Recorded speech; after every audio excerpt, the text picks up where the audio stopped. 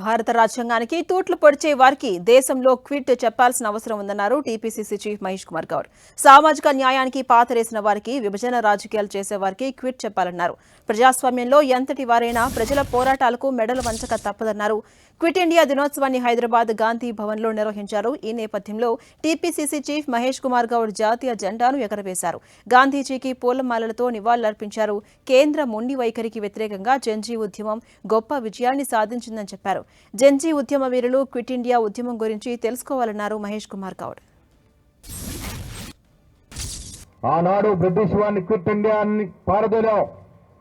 ఇవాళ ఇలాంటి ఉద్యమం మళ్ళీ రావాల్సిన అవసరం ఉన్నది. ప్రజాస్వామ్య వ్యతిరేక శక్తులు క్విట్ ఇండియా అనాల్సిన అవసరం ఉన్నది. రాజ్యాంగానికి తూట్లు పడుతున్న శక్తులని క్విట్ ఇండియా చేయాల్సిన అవసరం ఉన్నది. సామాజిక న్యాయం పాటించని పార్టీలకి క్విట్ భారత్ అని చెప్పాల్సిన అవసరం ఏర్పడ్డది. విభజన చేసి రాజకీయాలు చేసే పార్టీలని క్విట్ ఇండియా అని చెప్పాల్సిన అవసరం ఏర్పడ్డది.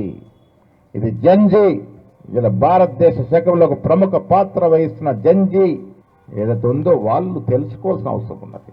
ఎంత మొండివాడైనా, ఎంత గొప్ప నాయకుడైనా ప్రజాస్వామ్యంలో ప్రజలు కావాలనుకున్నప్పుడు, ప్రజలు తిరగబడ్డప్పుడు మెడలు వంచక తప్పదని జంజీ ఉద్యమం నిరూపించింది.